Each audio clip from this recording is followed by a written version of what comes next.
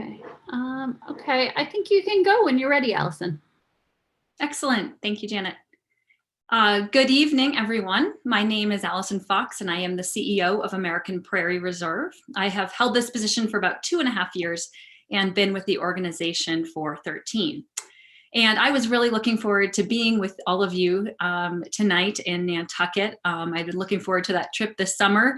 I've never been, but I spent time in Chatham and I grew up in New England, so I know your general geography. The small town I grew up with in Vermont actually has an Atheneum as well. It's called the St. Johnsbury Atheneum, and it's just an incredible resource for our community and a place I've spent a lot of my childhood. And so I really admire the work that you all do and that you support. Our topic tonight is land conservation. Knowing Henry David Thoreau was not only from Massachusetts, but was an early Nantucket Atheneum speaker himself, I wanted to set the context for this presentation and conversation with something that Thoreau wrote. And in so doing, I will give credit. Hold on just a minute. I am not able to advance my slides here.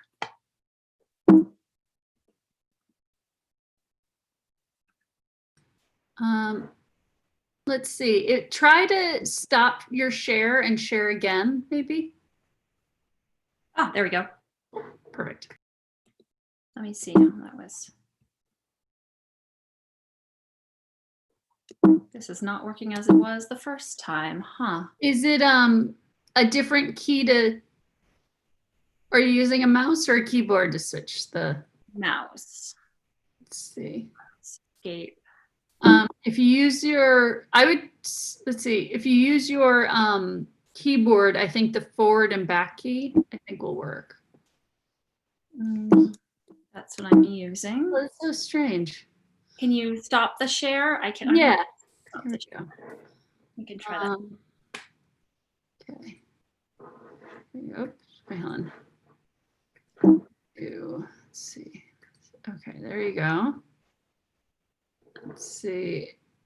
And then if you share before you go into full screen, sometimes that works better. There you go. Instead of the, there we go. All right, resuming. So in bringing up this Thoreau passage, I want to give credit to Dan Flores, who wrote an incredible book called American Serengeti. If you're interested in learning more about the history of the Great Plains after this presentation, I highly recommend this. And in the introductory chapter of Flores's book, he brings up this journal entry that Thoreau made in 1857 as he was contemplating what Massachusetts must have been like for the first settlers who arrived 2 centuries earlier. And in it, Thoreau wrote, "I take infinite pains to know all the phenomena of the spring, for instance, thinking that I have the entire poem, and then, to my chagrin, I hear that it is but an imperfect copy that I possess and have read, that my ancestors have torn out many of the first leaves and grandest passages and mutilated it in many places." He continues, "I should not like to think that some demigod had come before me and picked out some of the best of the stars. I wish to know an entire heaven and entire earth." At the root of the sentiment that Thoreau is expressing here, I believe, is a love of place and a desire to understand it, to know it, and to protect it. And I think no matter where we're working in landscape and species conservation, that's our driving force, to know an entire heaven and entire earth, and also to ensure that we're passing that entire heaven and that entire earth to those that come after us. I'm a really firm believer in replicable conservation models, that what we are using in one biome or geography, or at least parts of what we're using in one biome and or geography, can then be used in another. So I hope they have the opportunity to speak tonight and to learn from one another. This evening, I'm going to tell the story about an important part of the Northern Great Plains, about its past, its present, and the future that we envision is possible for it. Through the presentation, I hope you gain an understanding of American Prairie Reserve's goals, why this work is important, what we've achieved to date, and perhaps how you might get involved. Let me start by showing you exactly where we are working. It is 2,300 miles from Nantucket to Lewistown, Montana, smack in the center of Montana. And here's a closer map of Lewistown. We're working to the north and east of that red dot. What you see to the west is Washington, Idaho, and to the east of the Dakotas. You can see Yellowstone National Park there, and Glacier. It's not indicated on the map, but it's right up there by East Glacier Park and Columbia Falls and Whitefish. So for those of you who know Montana, that's a general sense of where we're working is right here in this rectangle. This is part of the Northern Great Plains. It's under Montana's dramatic big skies. The Missouri River carves its way through the landscape, and there are steep and dramatic breaks up onto the plains. There are hills and timbered areas, and this is one of the least populated places in the lower 48 states. Here, American Prairie Reserve exists to do one thing, and that is to build the largest wildlife park ever assembled in the contiguous United States, a place where all of the species that once called it home are home again, and people are benefiting as well, and where the natural and the cultural heritage of this region is both recognized and sustained. I like to start this story with the region's past because both the wildlife and human history, I think, is both fascinating and it sets a context for what we're doing. This is the journey, of course, of Lewis and Clark in the Corps of Discovery. The human history here extends many millennia longer than the early 1800s, but this is a familiar story, and thus I start here. Meriwether Lewis and William Clark were sent by President Thomas Jefferson to find a commercial waterway to the Pacific. It was ultimately an 8,000-mile round-trip journey that took 28 months, and they had 40 men on this military expedition. That part of the story is well known to many people. What is less known is what happened in this kind of red oval we have here. This is just west of the modern-day border of North Dakota and Montana, and this is really where Lewis felt like the adventure began. They hit this spot in about mid-April of 1805. Captain Lewis loved to walk rather than ride in the boats, and he could cover 30 miles a day walking on bluffs up above the Missouri River. You can tell his affection for the landscape in what he wrote on April 22nd of 1805. He stood at an overlook and he observed, "I ascended to the top of a cut bluff this morning, from whence I had a most delightful view of the country, the whole of which, except the valley formed by the Missouri, is void of timber or underbrush, exposing to the first glance of the spectator immense herds of buffalo, elk, deer, and antelopes feeding in one common and boundless pasture."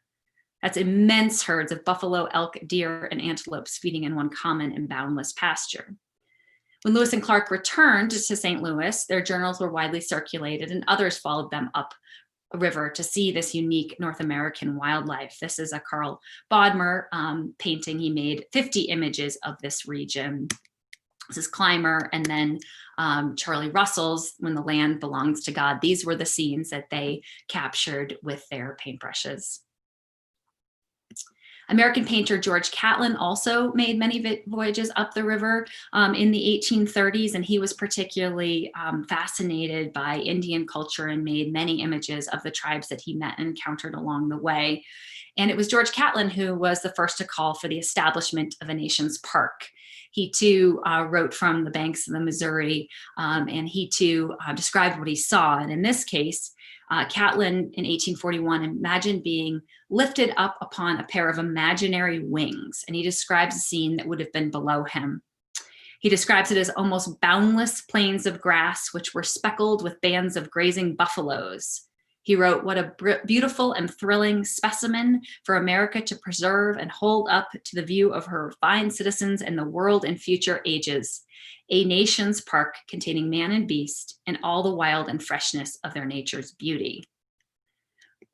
Of course, what these early explorers and artists were capturing was the way the Northern Great Plains had been for thousands of years. These lands used as seasonal hunting grounds, the mighty buffalo as both a source of survival and sustenance and spiritual connection for these tribes. And Lewis and Clark's journey, of course, marks sort of the beginning of the end of this period, because not only were there written journals, additions to the scientific record, but they were also a roadmap for the insatiable appetite of our expanding newly formed country. And of course, westward expansion in the Homestead era not only forced force these indigenous peoples off of their ancestral lands, but it had a devastating effect on the wildlife, and wildlife populations over a 100-year period suffered critical collapses, and their ranges decreased dramatically. I'm going to show you a couple slides to illustrate that. This is particularly tough for prairie wildlife, for Great Plains species. So this is the historic range of the grizzly bear in light green that you see here. And then the current range is what you see in dark green. Story is even more bleak for the black-footed ferret, America's most endangered North America's most endangered land mammal. Light green, again, is the historic range, and the dark green is the few wildlife populations. The species was considered extinct, and then a small population was found in 1980, and there has been, in the 1980s, and there has been restoration efforts since then in a captive breeding program. And then, of course, the story of the American bison, once numbered to be 30 to 60 million across the entire interior of our country, reduced to less than 1,000 animals in Yellowstone National Park, protected by the cavalry, and that happened over just the course of decades. So all of these species actually were plains species. We associate many of them with the mountains now, but they are all plains species that were eradicated from the landscape. Some have come back already through conservation efforts, and others are making their way back to the plains. Globally, the story wasn't much rosier for grasslands. Today, temperate grasslands are the least protected terrestrial biome and one of our most threatened ecosystems. They tend to be the places that we have settled and plowed, and in often cases we have eliminated the wildlife that have lived there, although they are very rich in biodiversity, and they also play a role as a carbon sink. So compared to forests and tundra and other ecosystem types, grasslands are, as I said, the least protected terrestrial biome. And in fact, World Wildlife Fund estimates that the Great Plains of the United States and Canada have lost a greater proportion of intact native prairie than the Brazilian rainforest. Brazilian Amazon has lost rainforest. So millions of acres of grasslands are being converted to cropland every year and every decade. And so there's urgency in this work for sure. Where's the good news in this all? The good news is that there are actually 4 places left in the world where a temperate grassland ecosystem could be restored. And in these special places, the wildlife populations could restore to ecological significance, and those natural systems and processes could be restored as well. So we're working, of course, on one of these in the Northern Great Plains. The American Prairie Reserve region offers that opportunity for the 300 species of birds, 100 species of mammals, and 1,600 species of plants. The urgency of this work has been articulated by many, National Geographic being one of them. Our planet's last wild places are disappearing. We've lost 60% of our wildlife populations in the last 50 years. And the good news is that when you set land aside or ocean aside, species can rebound, and the natural balance can rebound as well. So we are part of National Geographic's Last Wild Places campaign. And this is an effort to increase the amount of both land and ocean in conservation from where they are respectively now at 15% and 7% to 30% by 2030. Let me bring you up to the present day, to American Prairie Reserve and our model. It was in the early 2000s that a number of conservation organizations identified the place where we are working as a good place for large-scale grassland conservation. World Wildlife Fund founded American Prairie Reserve in 2001 as an independent 501c3 land trust and designed the model that we use today. The first part of that model is to work at ecosystem scale to try to restore a full ecosystem. The second part of that model is a market-based approach, and I'll explain what I mean by that. This is not an approach where the government designates a park or protected area. It's a market-based approach to large landscape conservation.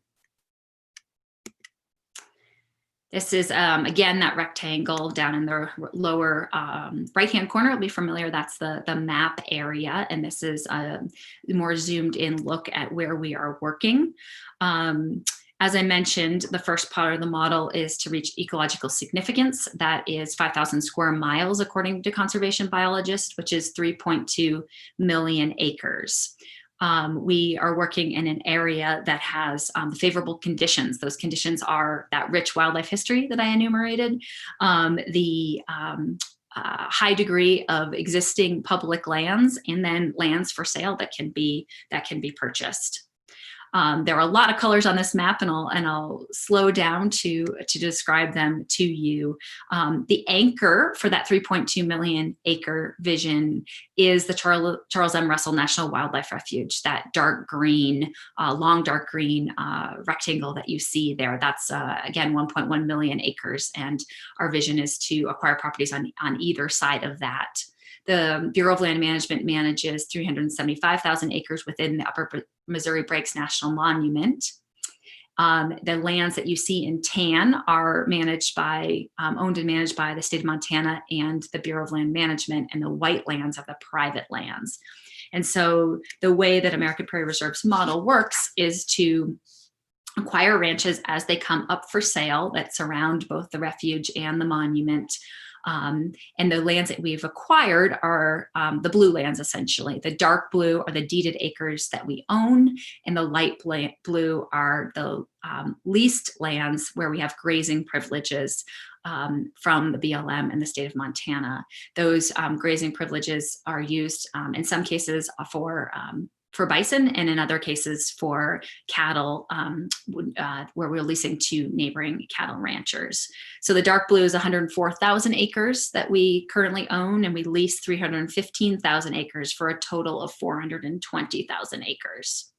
So over time, we will buy about 500,000 acres in order to link together this 3.2 million acre vision. Where are we today? Today, American Prairie Reserve is about a third larger than Grand Teton National Park. It is both operational and a work in progress. Once we acquire the land, we put in place management plans that emphasize biodiversity. And this means quite a number of things on a restoration front. Over the past decade, restoration has included restoring natural stream courses, planting native trees and shrubs. That's, I think, what this volunteer crew is doing here, and removing miles and miles and miles and miles of unneeded barbed wire fence. It's also understanding the habitat and the wildlife populations that are there. And a lot of this work is done through volunteers, but also through scientists from other NGOs and from universities. So an example are prairie dogs.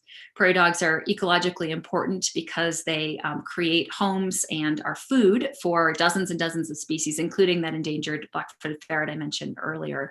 So we work with the Humane Society and Defenders of Wildlife to do disease mitigation efforts, and also help expand the habitat for these animals that are reduced to about 1% of their former range.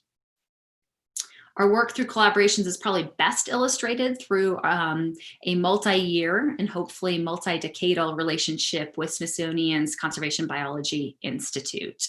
They are our long-term partner on the ground, and they're gathering foundational data to guide our management decisions. They're also leading species reintroduction efforts and developing tools to help us evaluate those long-term management strategies.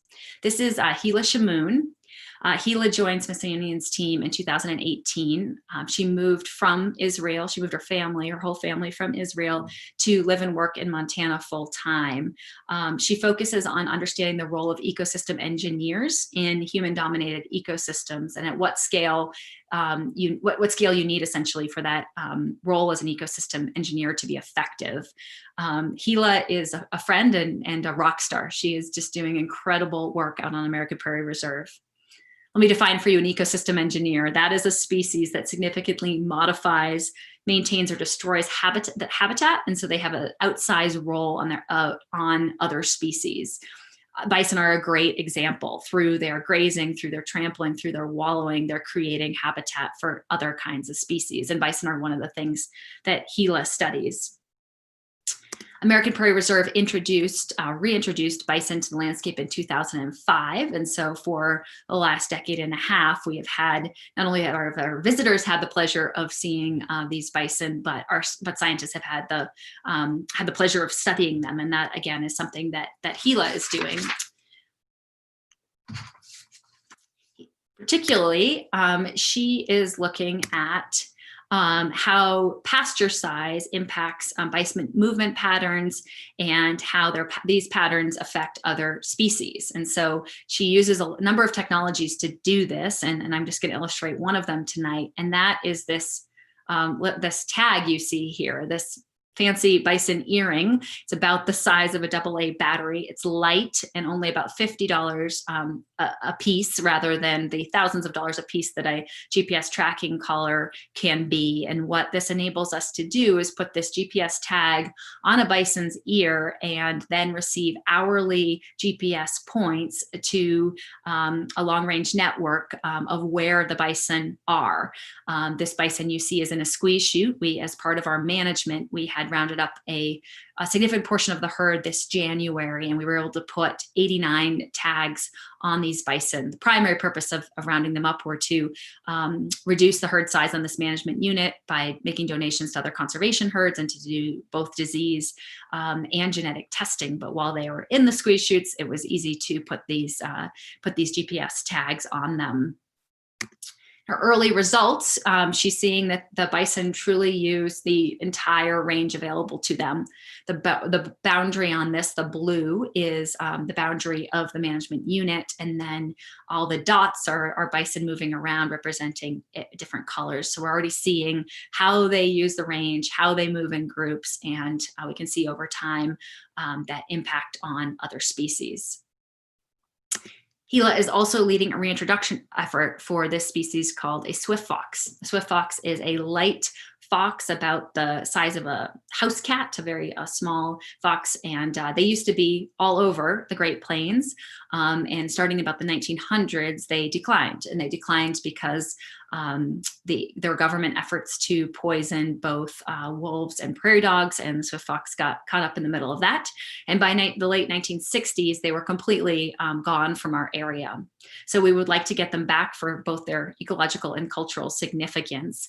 And Gila has been, and Smithsonian have partnered with other conservation organizations and with the Fort Belknap Indian Reservation, which is home to the Aani and the Nakota tribes, to reintroduce these swift fox from other states. There are other populations in Montana, 2 other populations, but there are some barriers for them to getting to our particular area. And so we will reintroduce them on reservation lands, and then they will spread out in the region from there.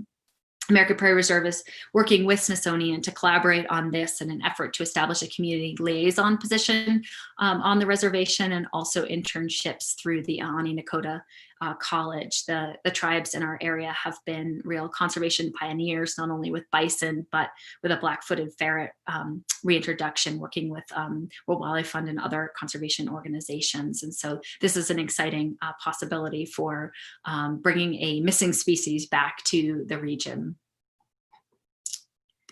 Also an example of how American Prairie Reserve is not only working on our lands, but how we're paying attention to the lands that surround us. And we are in a predominantly cattle ranching area.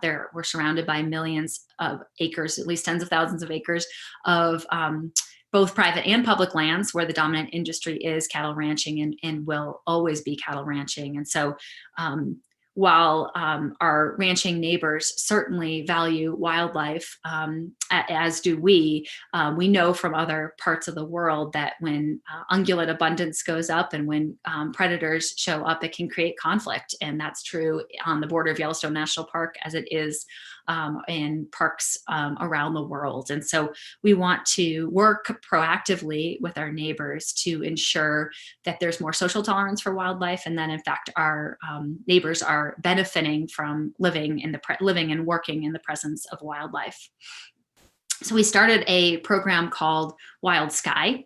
It's a ranching program where we offer financial and technical assistance to ranching families who want to implement wildlife-friendly practices on their ranch. They can choose from a menu of practices. These are installing wildlife-friendly fencing, not tilling native prairie, fencing out riparian corridors. These are just some examples, and they can choose from this menu, and then they're audited by a third-party auditor in order to receive their payments. We also have a Cameras for Conservation program, which financially rewards ranchers for images of carnivores on their camera traps. This is Dave and Ronnie Krasko. That is exactly the expression on Dave's face most of his life. He's a very warm and jovial guy. He's also very upfront about being pretty skeptical of American Prairie Reserve and wild sky ranching when he first heard about it. But he listened, and we found that common ground around our appreciation for wildlife. And he's been part of the program for a number of years now. And he is really rightfully proud that his camera traps have caught images of black bears and mountain lions and coyotes. And to his knowledge, he hasn't lost a single calf. And so wildlife and livestock are coexisting on his place, and he's happy to share that story with others, and how he's making a few extra bucks, as he says, while he's also providing this wildlife habitat.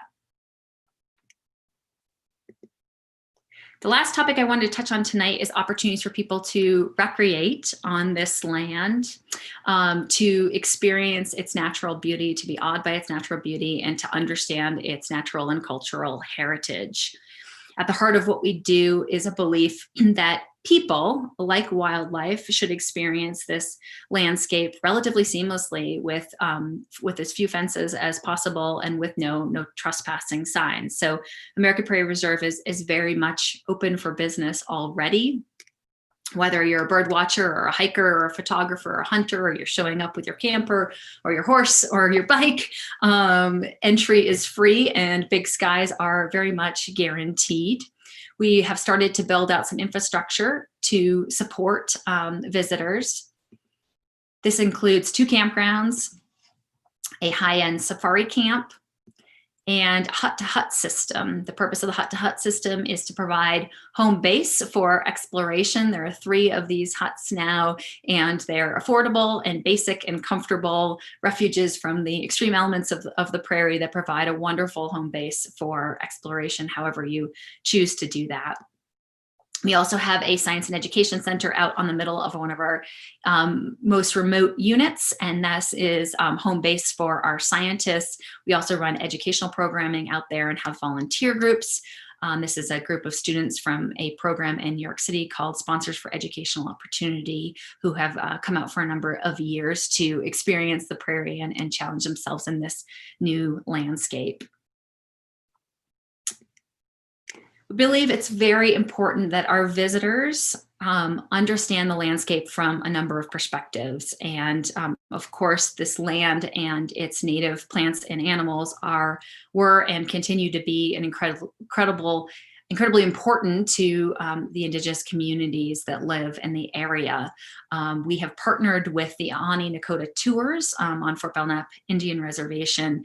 It's just one of the ways that we collaborate with those tribes to create educational and economic opportunity, to provide opportunities for people to learn about their culture and to exchange knowledge as we're doing it. So we have this naturalist guide training program running now, and it's going quite well. We believe it's just one example of the diversification of the economy that can happen over time with a model like American Prairie Reserves. One of our largest projects for visitor access and education is a new project that we've launched in Lewistown, Montana. Lewistown is the center of the state and a natural gateway for American Prairie Reserve, a community that's really invested in its vibrancy and its diversity. So we purchased a historic building in downtown Lewistown that will be a future home of what we're calling our National Discovery Center. This facility will be a gateway to American Prairie Reserve, both a visitor center and a place for community events, and above all else, a place to educate and inspire. Has a number of main spaces, a conference and event pavilion, an exhibit hall, the Ken Burns American Heritage Theater, a community lounge and gathering area, and then a children's learning zone. So we're really making the most of this space here. And the idea is that whether you're meeting your horseback riding outfitter here, you're attending a lecture, whether your kids are playing in the children's learning zone, that you leave being inspired by the prairie, understanding it a little bit more, and understanding American Prairie's goals. These are some images of what this facility will look like. We began construction this month and it will open next summer.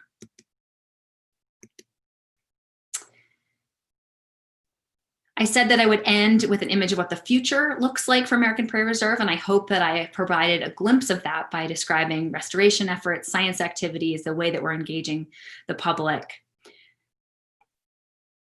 The future is a multi-jurisdictional landscape surrounded by working lands that supports a full diversity of the ecosystem, where all the plants and animals that once were here were back. It's a wildlife reserve that is a positive economic force in the region, and one that has a long-term endowment and funding to take care of it in perpetuity, so it can be a resource for those species and the people that visit it forever. It's a place that people are coming in to appreciate from locally, globally, and nationally. And perhaps it is even a model, an entrepreneurial model for how other conservation efforts can be achieved in other biomes and other geographies. I'd like to end tonight with a story that I think crystallizes American Prairie Reserve's impact. I think it also illustrates Thoreau's notion of an entire heaven and an entire earth. As I mentioned earlier, American Prairie Reserve restored bison to this landscape 15 years ago. And this was after an absence of more than 120 years where the bison had been gone from this part of Montana. We brought 16 animals back on a very cold and rainy October evening. And I talked a lot about how they are starting to fulfill their ecological role, but clearly their cultural role and their cultural significance is really important as well. Our source herd for these bison is Elk Island National Park in Canada, and that's where this story originates. Those bison are actually descendants of the last bison in Montana from the 1880s. What happened was a herd was started from these bison by two Indian ranchers, Michel Pablo and Charles Allard, and it became known as the Pablo Allard herd. In 1906, when Michel Pablo learned that the government was going to open the Flathead Indian Reservation to homesteading, he realized he needed to get rid of his bison herd.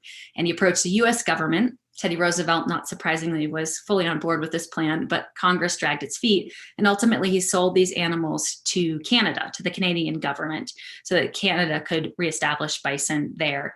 He shipped 704 bison over a 6-year period by rail car up to Canada. Fast forward exactly 100 years, and in 2012, 73 of these, the descendants of these bison came home to Montana, to American Prairie Reserve's land. With us to celebrate that day was a woman named Marcia Pablo, Michel Pablo's great-great-granddaughter, and her grandchildren were with her as well. And her remarks that day, for those of us who were assembled, Marcia talked about the significance of her ancestors' decision to preserve these bison. She talked about how in her culture, you make a decision thinking about the impact of that decision 7 generations out. And she said, today we're experiencing the impact of Michel Pablo's decision on the 7th generation, my grandchildren. She called it one of the most beautiful experiences of her life. It is indeed thanks to Michel Pablo and other early bison conservation heroes that we have the opportunity to preserve an entire heaven and an entire earth on Montana's grasslands. Thank you for joining the program, and I really look forward to our discussion.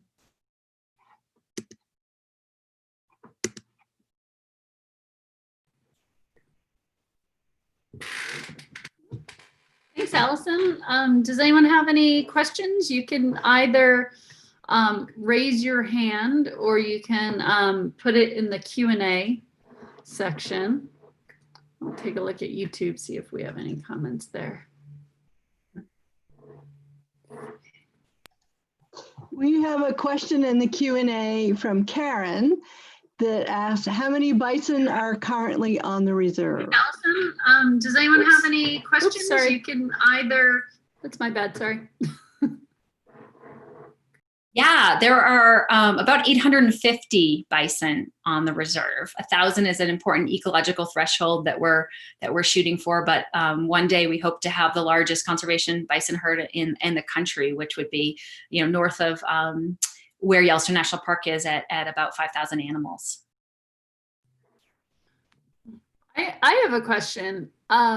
You spoke of, and I won't remember the man's name, but the guy who was a little skeptical, and then you were able to change his mind. And I know, like, right now, all of this can be very divisive in terms of how people see the world. And I was just wondering, what was it about your approach that was effective in helping him come on board? Yeah, it's a really good question.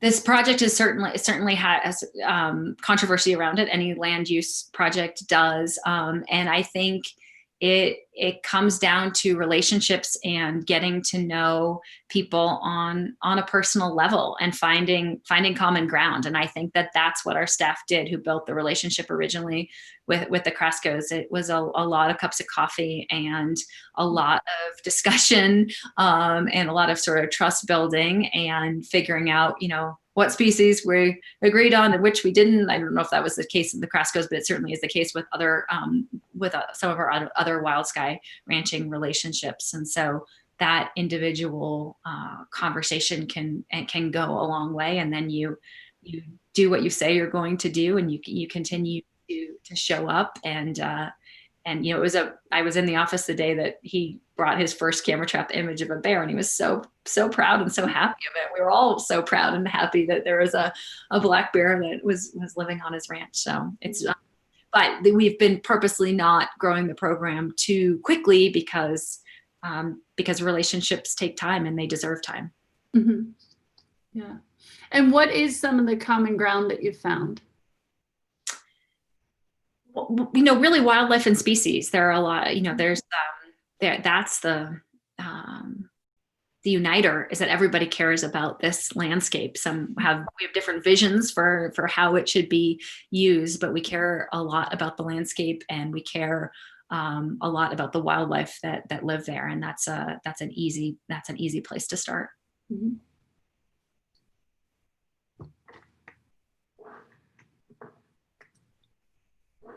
Anyone else?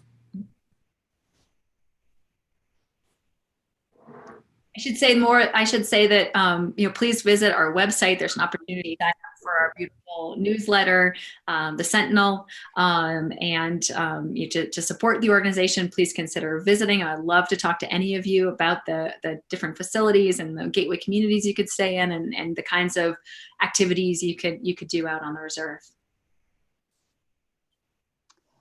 I had a question about the funding. It sounded like there were some leases and some outright purchasing of land. And I was just wondering, is it all funded through private donation, or how do you pay for that? Yeah, it's all funded through private donation. We've raised about $170 million thus far, and have hundreds of millions of dollars left to raise. And we have donors in all 50 states and 12 countries. So we have support from really national support. We do have some income from leases and some income from our recreational facilities. So in instances where we're leasing to cattle ranchers, we do have income coming in as a result of that. But we are slowly and hopefully more quickly acquiring the habitat and building these programs. And the idea is to build a long-term endowment that will take care of the basic operations of the reserve. We pay property taxes. We'll continue to pay property taxes. There are management costs, of course, with managing a bison herd, and weed management, and just management of the facilities and the properties. And was it 500,000 acres was your ultimate goal? I can't quite remember. Yes. Yep. We've acquired 105,000 acres thus far, and our ultimate goal is about 500,000 acres. So about 20% of the way there. Of that 3.2 million acres, that includes a 1.1 million acre Charles M. Russell National Wildlife Refuge. So that's been about 30 transactions thus far.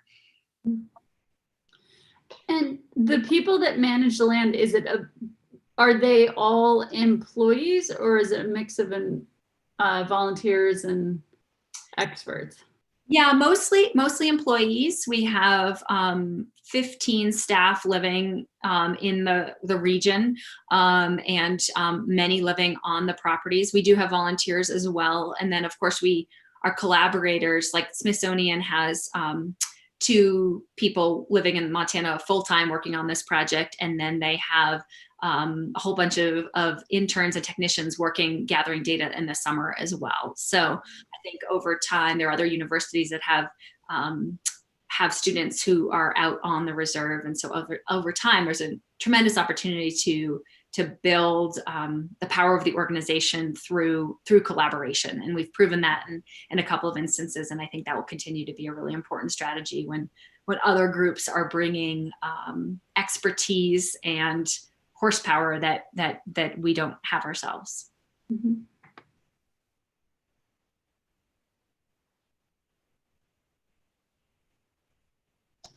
So here's another question in the Q&A. What are the other most prominent species, particularly the very fast runners? So somebody who knows the answer, I think. Maybe the fastest runner is the pronghorn. They're called pronghorn antelope, although they're not actually an antelope species. And they are incredibly fast runners. They can run 60 to 70 miles an hour in short bursts. They evolved to outrun the North American cheetah, which existed on the landscape until about 10,000 years ago. And they look like an African species, frankly, or something more akin to that. And they have there's a lot that's interesting about them.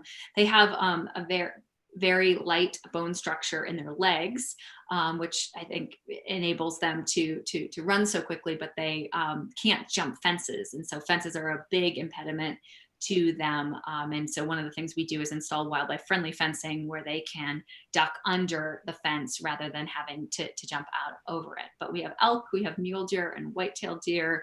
Of course, we talked about some of the species that live on the prairie dog towns, burrowing owls, black-footed ferrets, golden eagles, incredible array of grassland birds, long-billed curlews, shorebirds that are nesting here during the spring. So mountain lions are the only top carnivore that are back in the region. Grizzly bears are on the plains now, coming off of the Rocky Mountain front, not quite as far east as we are. And then, of course, wolves have been dispersing from Yellowstone National Park after being reintroduced there in 1995. But of course, both grizzly bears and wolves are controversial species that take real conflict mitigation efforts to avoid having problems with humans as they disperse. And here's another question that asks, are you open for tourists yet because of the COVID epidemic? Yeah, that's a great question. We are open. Our facilities are open on a limited basis, I would say. Our campgrounds are open just for RVs, and then the shared facilities like the bathhouse are closed, which is why they're only open for RVs. So we're opening places in a way that we can do it in a safe and socially distanced way. Our huts are open, but only for the weekends, and to allow the facilities to rest between groups because they're not professionally cleaned between groups, but those are open for the weekend. So for non-hosted trips, we are definitely open and getting a lot of interest right now, mostly from people, of course, in Montana and the region.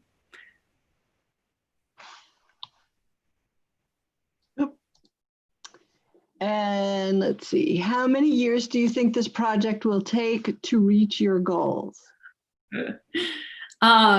Very good question. We're in the process of updating our long-term financial model, which asks those very questions. It will be decades more, I think, and the limiting factor is funding for the most part. yeah, so I think a couple decades at least. We have been at this. Next year will be our 20th anniversary. I think we did a lot of the really hard work in those early years. So I certainly hope I get to see some sort of finish line. Okay, and so here's another question. It says, you mentioned the Prairie Reserve is somewhat controversial. Please tell us why. That's a good question. This is a landscape that is where one industry, cattle ranching, has been dominant for the past 100 years, and our vision for our private lands is different, and that's a wildlife rich vision. And so I think it's about change and a changing a proposed change land use, and I think that commonly meets resistance. And here's a question: how will global warming affect the reserve and how it's maintained? Yeah, that's a good question. Early models say hotter and drier, and it's already dry, so that I think just that reinforces the need for scale, need for more area, because there's incredible variability across a really big landscape. So that will give more room for migrating animal herds, more room for different wildlife populations. So disease episodes aren't as catastrophic. Weather and disease episodes aren't as catastrophic as they sometimes can be on species. Oh. Here's a question about the bison. How cold an environment can the bison withstand?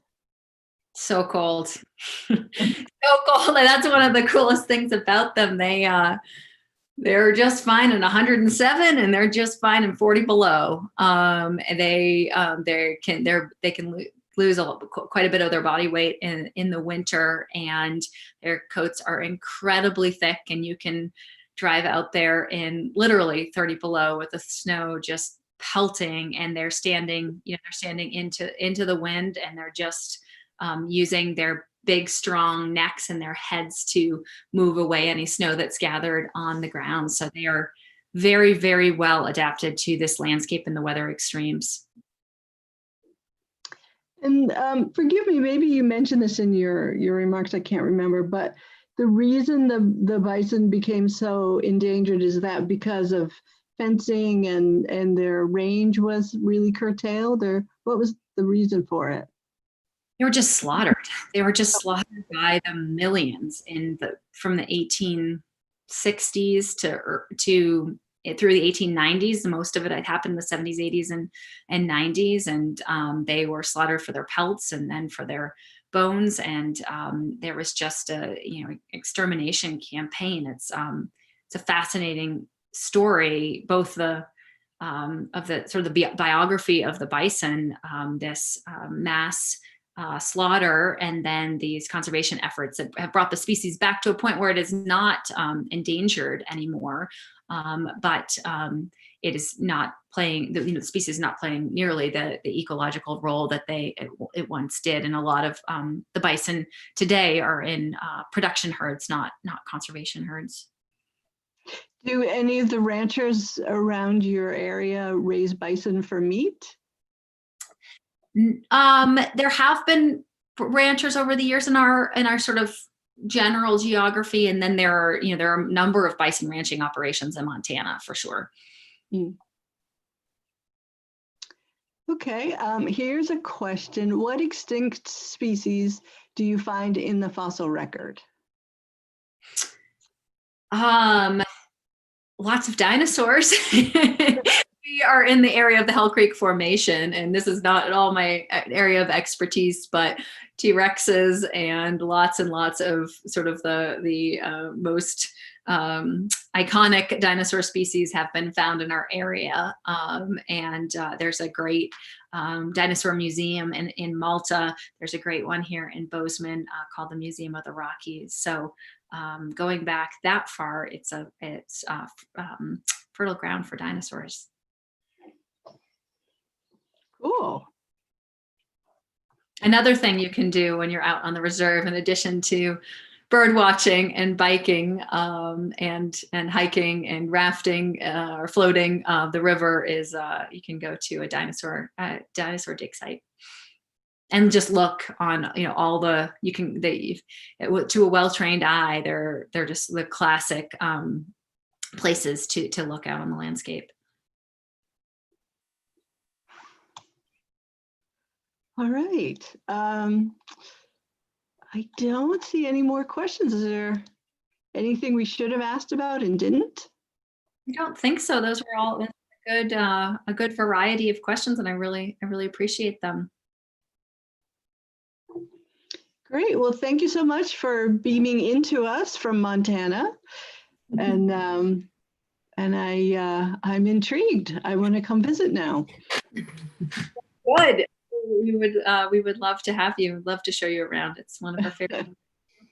And we look forward to when we can have more visitors. It was definitely, as I know it was for you. You had a whole year of really exciting things planned on the reserve and off the reserve. We all adjust to our new reality. Well, we'll get you to Nantucket yet. Okay, good. I would love to come. Thank you, Janet. Yeah, thank you. And thanks everyone who came.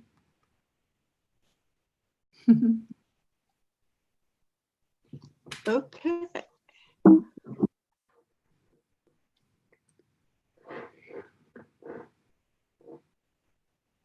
Now,